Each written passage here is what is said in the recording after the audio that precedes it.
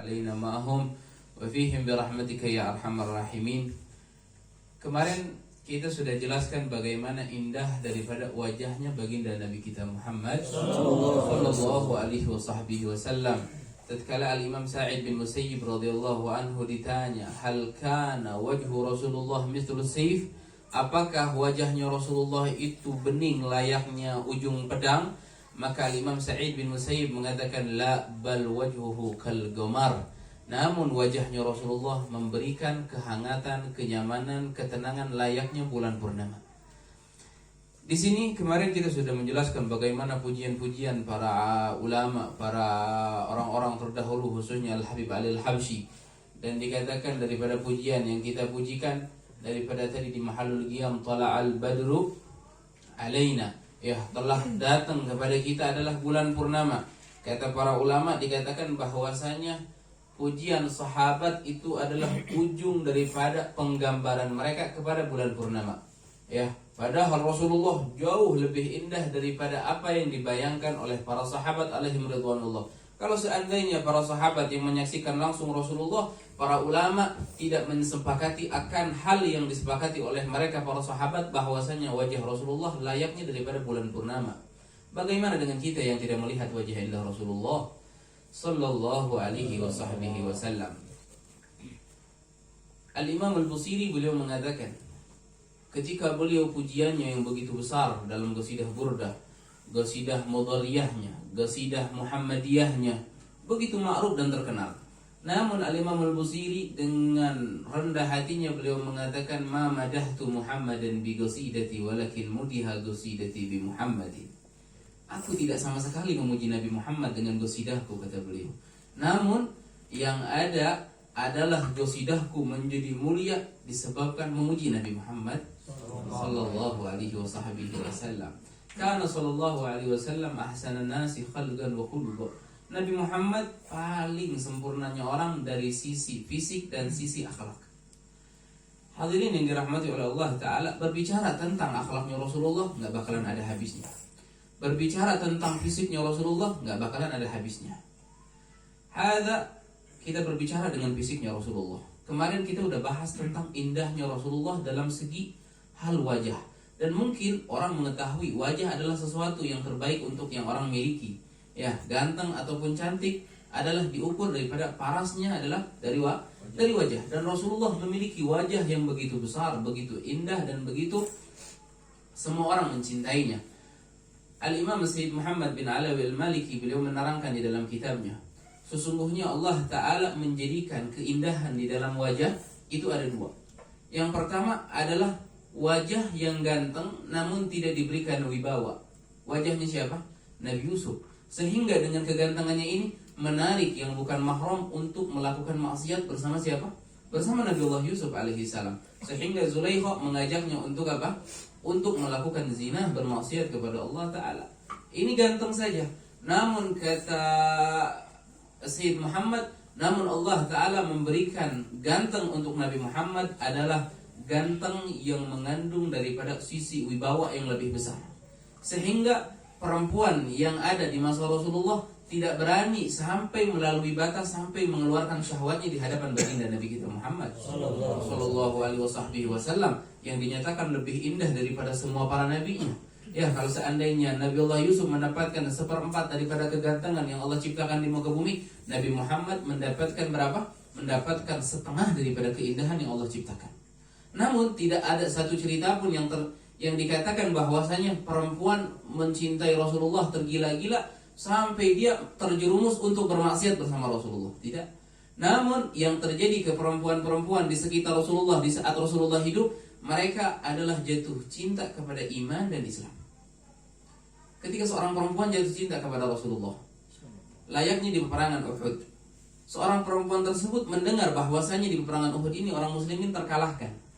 Sehingga perempuan ini berlari sampai berdiri di perbatasan antara kota Mekah dan kota Madinah. Di perbatasan kota Madinah perempuan tersebut berdiri. Akhirnya dia berteriak sambil menanyakan, aina Rasulullah? Di mana Rasulullah? Ini perempuan di zaman Rasulullah, bukan perempuan di zaman Nabi Allah Yusuf.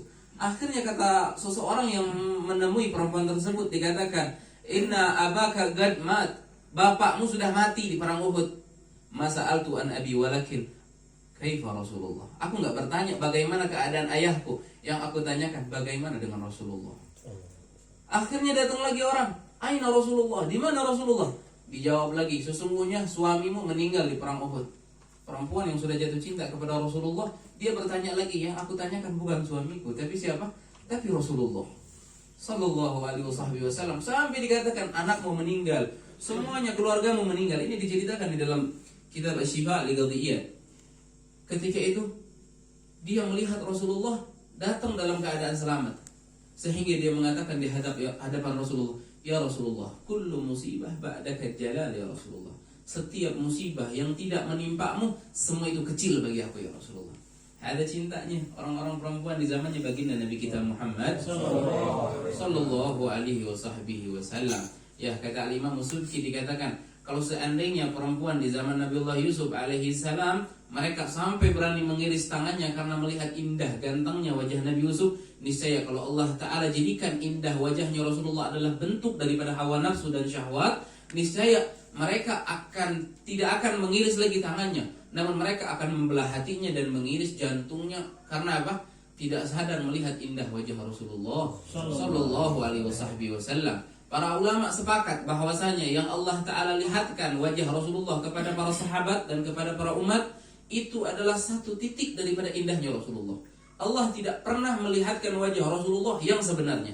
Kenapa? Kata para ulama, kalau seandainya Allah saksikan yang sebenarnya daripada indah wajah Rasulullah, satu pun dari mata kita sebagai hamba Allah nggak bakalan ada yang kuat untuk memandang wajah Nabi Muhammad Sallallahu alaihi wasallam. Ini dalam segi wajah. Namun Rasulullah juga memiliki layaknya manusia. Kita akan berbicara bagaimana hal-hal yang mungkin untuk di dalam diri kita adalah sesuatu yang jorok. Apa contohnya? Rasulullah kencing, Rasulullah juga kencing. Kita juga BAB, Rasulullah juga mengeluarkan buang air besar. Namun yang membedakan daripada kotorannya Rasulullah bersama kita, bahwasanya Rasulullah SAW apabila membuang dari air kecil atau membuang dari air besar, itu seakan-akan bumi langsung terbelah dan mengambil daripada apa? Kotorannya para nabi. Yang Rasulullah katakan sendiri di dalam hadisnya, ya, sesungguhnya innallaha ja'alal arda muballa'an ala ma kharaja minal anbiya. Sesungguhnya Allah Ta'ala jadikan bumi ini terbelah apabila para nabi mengeluarkan air kencing ataupun BAB. Bumi langsung menelan apa yang keluar daripada para nabi, daripada kotorannya. Namun kita Masya Allah sampai ada sedot WC ya. Tapi kalau Nabi Muhammad, ya Allah, jangankan sedot WC, ya bumi langsung terbelah untuk apa? Menelan daripada kotorannya Nabi kita Muhammad Sallallahu alaihi wasallam. Dikatakan ada salah satu sahabat, yang mana ini sahabat namanya Barkah bin Yaman. Sahabat Barkah bin Yaman, beliau memiliki tugas dari Rasulullah untuk membersihkan rumahnya Rasulullah. Di saat Rasulullah sedang keluar bersama istrinya, kebetulan di pagi hari dia masuk kepada kamar Rasulullah. Sampai di kamar Rasulullah, karena di zaman dahulu tidak layaknya seperti kita memiliki kamar mandi ya di dalam rumah. Namun mereka menyiapkan satu wadah untuk apabila mereka menginginkan kencing di tengah malam hari, mereka akan kencing di atas ember atau wadah yang besar. Akhirnya Barkah bin Yaman yang sangat kecapean sudah membersihkan dapur, sudah membersihkan ruangan tamu, sampai akhirnya Barkah bin Yaman melihat daripada di bawah ranjang Rasulullah terdapat satu wadah yang mana di dalamnya ada air. Dengan tanpa berpikir panjang, Barkah bin Yaman meminum air tersebut. Ya Allah ya Rasulullah. Sampai akhirnya datang Rasulullah. Dan Rasulullah orang yang memiliki rasa malu, tidak mau dilihat kotorannya oleh seorang pun. Dan Rasulullah lebih memilih untuk Rasulullah sendiri yang akan membuang daripada kotorannya. Sampai Rasulullah mencari, ternyata air yang di situ adalah berkurang. Dan Rasulullah memiliki kecurigaan bahwasanya nih air yang ada di ember ini adalah diminum oleh Barkah bin Yaman. Lalu menanyakan kepada Barkah bin Yaman, wahai Barkah, apakah engkau meminum air yang ada di bawah ranjangku? Kata Barkah bin Yaman, na'am ya Rasulullah, wallahi syaribtuhu walam ash'ur aladzatan awi min hulgumi misl hadzal ma. Kata Sayyidina Barkah bin Yaman dikatakan, aku tidak pernah seumur aku dilahirkan sampai sekarang meminum satu air yang lebih menyegarkan untuk tenggorokanku melebihi itu air ya Rasulullah. Air kencingnya siapa? Air kencingnya baginda Nabi Muhammad Sallallahu alaihi wasallam. indah, istimewa. Bahkan dikatakan hada berbicara tentang air kencingnya Nabi Muhammad. Rasulullah juga layak seperti kita memiliki keringat. Bahkan diriwayatkan oleh Sayyidina Anas bin Malik radhiyallahu anhu, kana sallallahu alaihi wasallam kathirul araq. Rasulullah ini adalah seseorang yang memiliki apabila gampang keluar keringat. Ya, orang sehat. Apabila bergerak sedikit gampang keluar keringat. Dan Rasulullah memiliki keringat yang banyak, hadirin. Dan daripada satu hal yang mungkin sunnah Rasulullah tidak boleh kita ikuti. Rasulullah selalu mandi itu dalam waktu 1 minggu 1 kali. Kalau kita ya seminggu sekali, oh Allah, orang kabur dari kita. Tapi Rasulullah mandi 1 minggu sekali. Kenapa? Karena kita bakalan berbicara kenapa Rasulullah mandi 1 minggu 1 kali. Rasul SAW itu memiliki keringat yang banyak, gampang keluar keringat. Kata Ummu Sulaim, ibunya Sayyidina Anas bin Malik radhiyallahu anhu, pernah suatu hari Rasulullah datang ke rumahku dan tidur di atas ranjang yang terbuat daripada kulit daripada kambing. Di situ Rasulullah tidur. Dan kebetulan karena di situ hari yang sangat panas, sehingga Rasulullah membuka bajunya hanya menyimpan daripada di atas pusar ke atasnya Rasulullah terbuka. Lalu aku melihat daripada keringat yang membasahi badan Rasulullah di antara bulu-bulu daripada Nabi Muhammad, aku langsung bergegas mengambil satu kain untuk mengusap daripada keringat yang ada di tubuh baginda Nabi Muhammad. Kata Ummu Sulaim, itu aku bersihkan daripada badannya Nabi Muhammad yang tersimpan keringat yang begitu banyak. Ya, sehingga aku simpan dan aku peras, aku simpan di satu tempat kecil untuk aku jadikan wangi-wangian untuk daripada anak-anakku. Sehingga tidak sadar bahwasanya tafazza'a Rasulullah. Rasulullah terkagetkan dan Rasulullah terbangun dengan usapan daripada kain yang diusapkan oleh Ummu Sulaim. Sehingga Rasulullah mengatakan ma tasna'ina ya Ummu Sulaim. Apa yang kamu lakukan wahai Ummu Sulaim? Ummu Sulaim mengatakan, ya Rasulullah, arabuka naj'alahu fi tibina wa huwa atyabu tibi.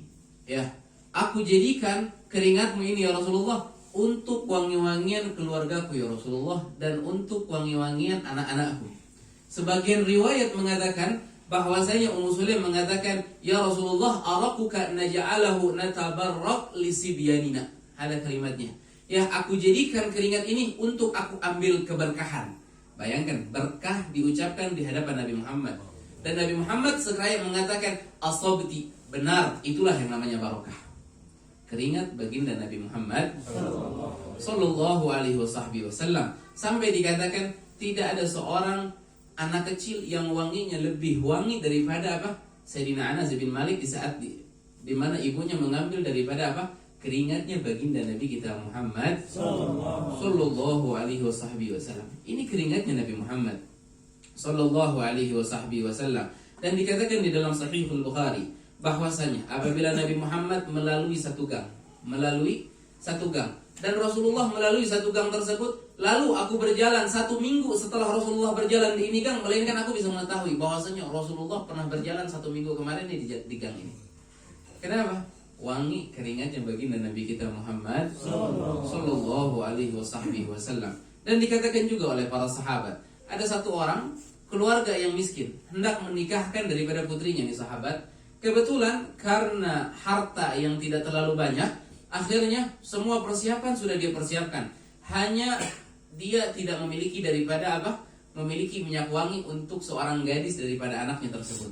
Sehingga akhirnya dia datang kepada Rasulullah, ya Rasulullah, sesungguhnya kami hendak menikahkan anak kami perempuan.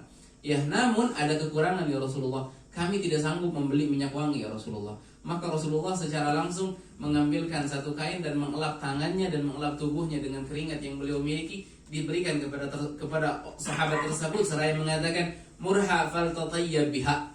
Berikan kepada putrimu dan jadikan ini adalah wewangian untuk dia memiliki untuk dijadikan di hari pernikahannya. Sampai dikatakan waktu perempuan tersebut menikah, melainkan kota Madinah dan seisinya diwangikan dengan wangi keringatnya baginda Nabi Muhammad sallallahu alaihi wasallam. Sampai rumah ini dikenal dengan Baitul Mutatayyibin, rumahnya yang diaromakan dengan wangi yang dikenal oleh semua orang. Ini keringatnya baginda Nabi kita Muhammad sallallahu alaihi wasallam. apabila Nabi Muhammad SAW memegang daripada salah satu kepala anak kecil, melainkan walaupun mandi beberapa kali, melainkan 40 hari kemudian baru hilang wangi yang menempel di kepala anak kecil tersebut. Keringat yang tersimpan di mana? Di telapaknya baginda Nabi Muhammad sallallahu alaihi wasallam. Sayyidina Anas bin Malik beliau mengatakan, ma masastu kaffan ahsan wa aliyan min kaffi Rasulillah. Aku enggak pernah menyentuh satu telapak tangan yang lebih lembut, melebihi sutra, melebihi telapak tangannya baginda Nabi Muhammad sallallahu alaihi wasallam.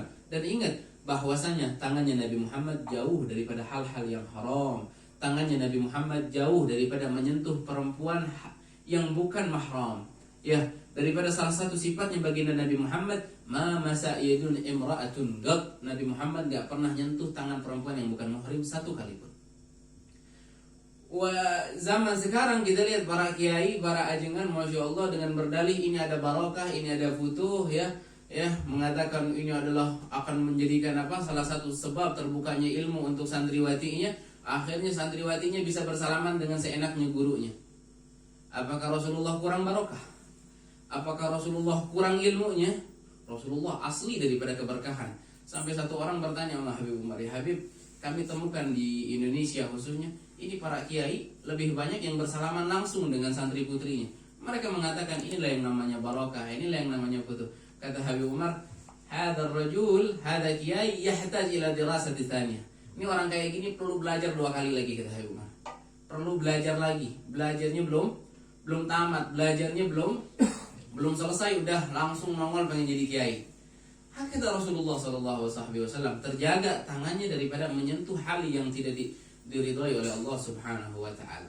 Begitu wanginya Rasul SAW sampai Rasulullah mandi dalam waktu 1 minggu satu kali. Kalau seandainya kita mandi 1 minggu 1 kali, keringat aja mandi 1 hari 2 kali, ya Allah, orang masih ngindar dari kita ya kalau nggak dibantu dengan minyak wangi. Rasulullah mengatakan, hubbiba ilayya min dunyakum bitalas.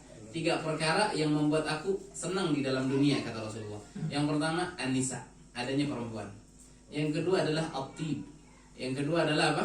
Minyak wangi. Yang ketiga waju'ilat qurratu aini fis shalah. Namun yang membuat aku senang ada di dunia adalah yang ketiga. Apa? Adalah salat. Adanya waktu salat. Ada Rasulullah paling menyenangi daripada apa? Minyak wangi. 3 perkara yang tidak pernah ditolak oleh baginda Nabi Muhammad. Yang pertama adalah minyak wangi, ya. Dan Rasulullah apabila menerima minyak wangi tidak pernah dengan belakang daripada telapak tangannya. Namun Rasulullah tidak satu pun riwayat mengatakan Rasulullah pernah menerima minyak wangi dengan telapak di belakang telapak tangannya. Namun Rasulullah selalu menerima apa? Dengan langsung dengan telapak tangan daripada perut, daripada jari-jari atau perut telapak tangannya. Rasulullah nggak pernah menerima dengan ini.